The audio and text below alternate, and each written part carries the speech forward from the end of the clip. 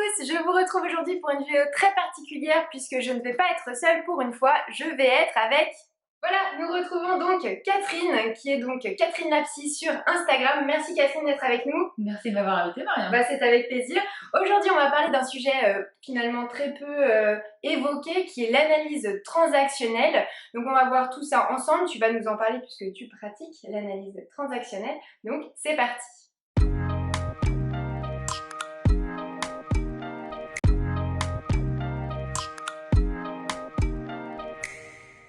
Alors Catherine, dis-nous un petit peu plus, qu'est-ce que c'est que l'analyse transactionnelle?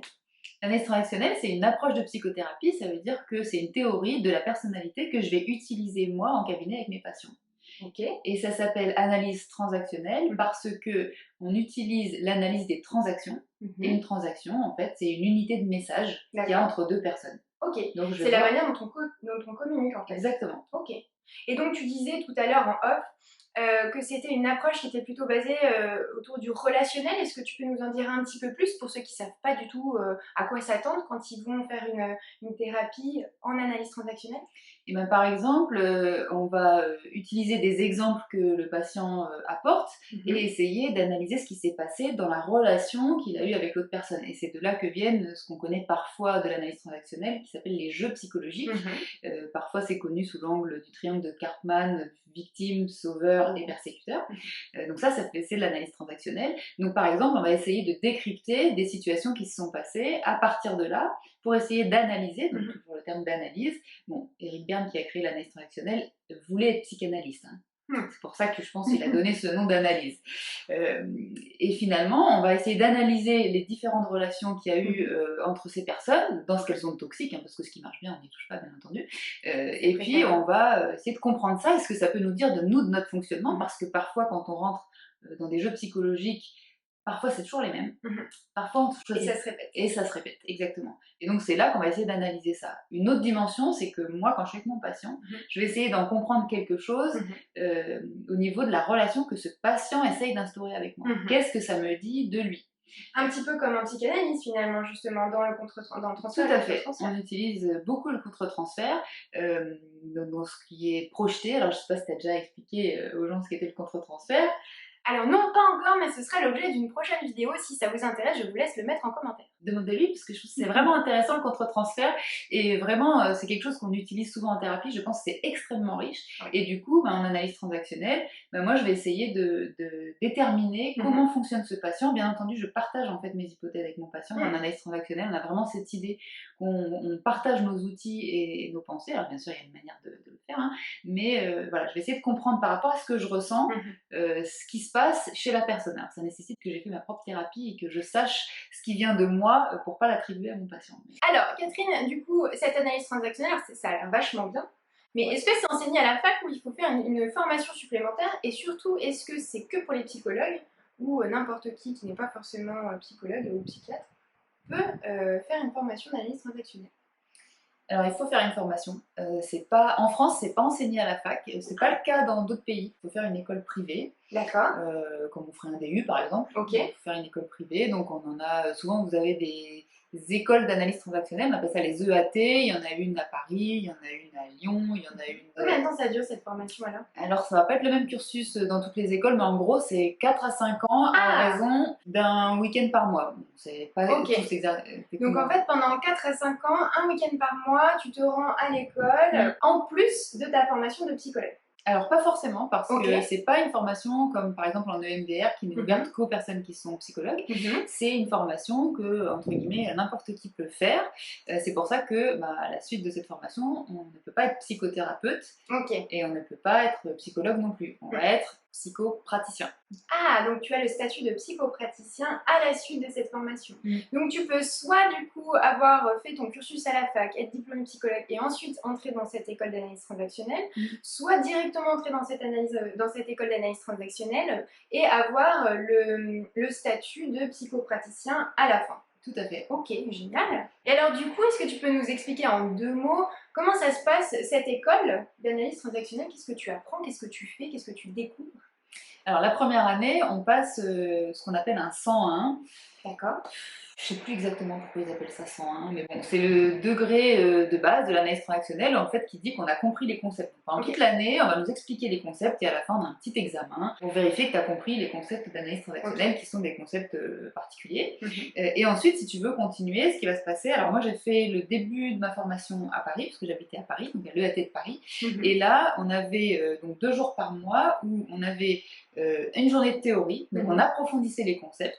Et la deuxième journée, c'était de la pratique. On était en groupe et on pratiquait entre nous, qu'on applique à nous-mêmes finalement les concepts qu'on a appris. Donc on nous pousse aussi beaucoup, beaucoup plus qu'à la fac, j'ai trouvé en tout cas, à aller en psychothérapie. À la fac, on nous suggère comme ci, comme ça. Là, vraiment, on nous dit, bon, en plus on travaille sur nous, donc des fois on va lever des petites choses. C'est bien d'aller chez le psy.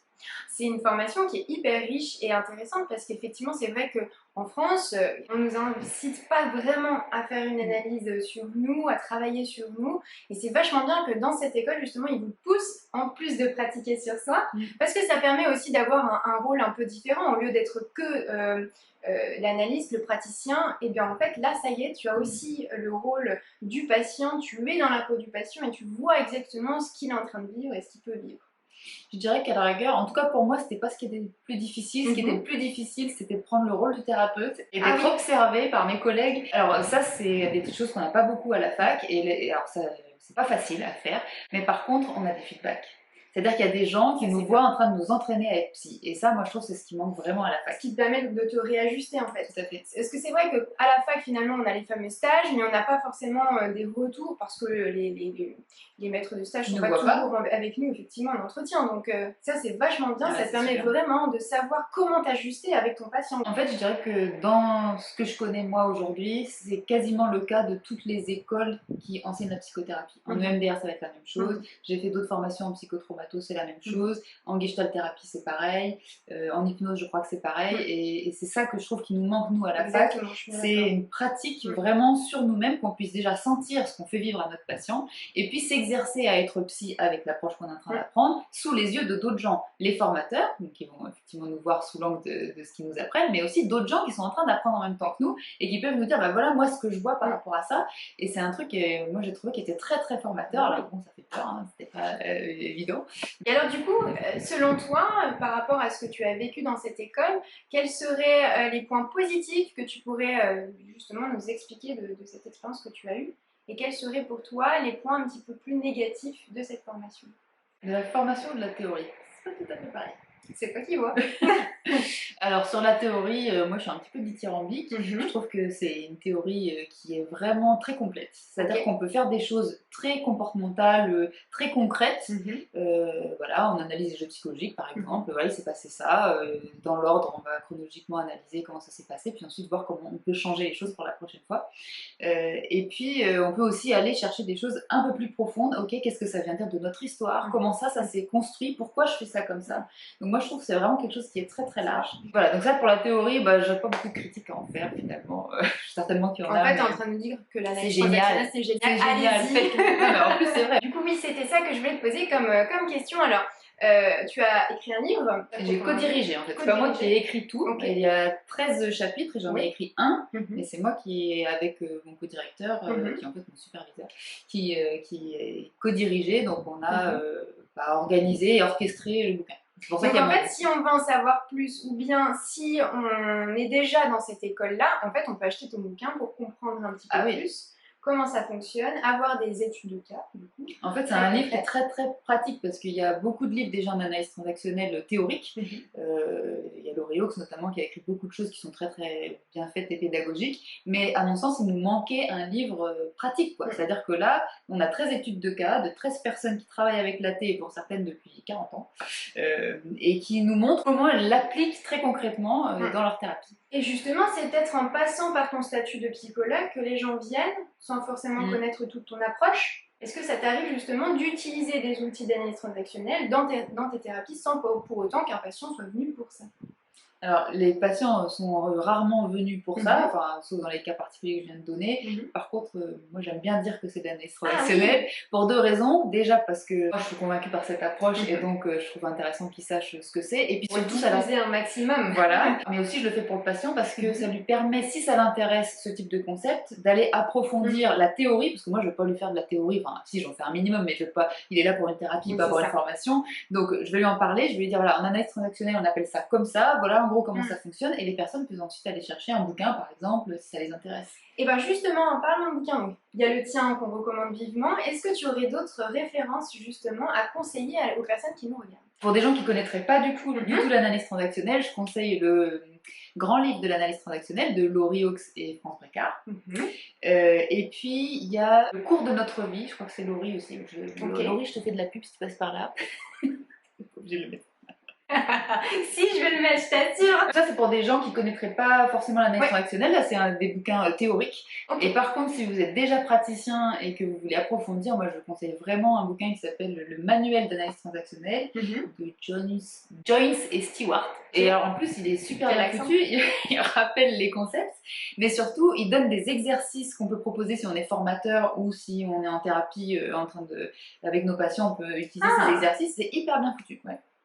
Je note cette référence. Alors la dernière question que je peux te poser, c'est est-ce que l'analyse transactionnelle, ce serait pas finalement à mi-chemin entre la psychanalyse et les TCC? À mi-chemin, je sais pas, écoute, c'est vrai qu'on peut approfondir des choses, essayer de comprendre d'où viennent les comportements qu'on a, les pensées qu'on a, les émotions qu'on a, pour essayer de décrypter ce que nous, en analyse transactionnelle, on appelle le scénario, c'est-à-dire le fonctionnement qu'on a. Alors celui qui marche pas, le scénario qui marche, on n'y touche pas. Donc ça pourrait être quelque chose qui répondrait à la question pourquoi.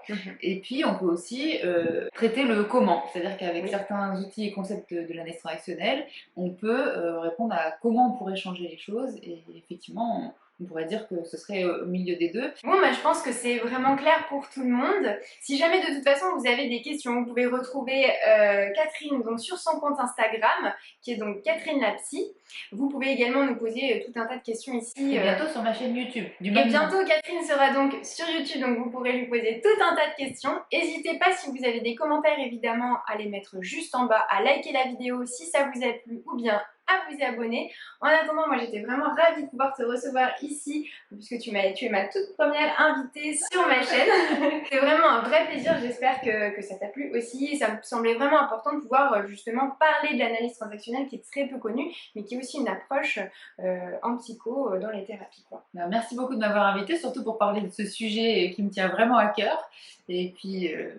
Vous pouvez donc me retrouver directement sur mon compte Instagram qui se met juste ici. N'hésitez pas également, si ça vous intéresse, à rejoindre les webinaires sur la formation Ouvrir son cabinet libéral. Vous avez le lien qui se trouve juste en bas. Moi, je vous retrouve la semaine prochaine à 18h30 pour une nouvelle vidéo. Ciao, ciao!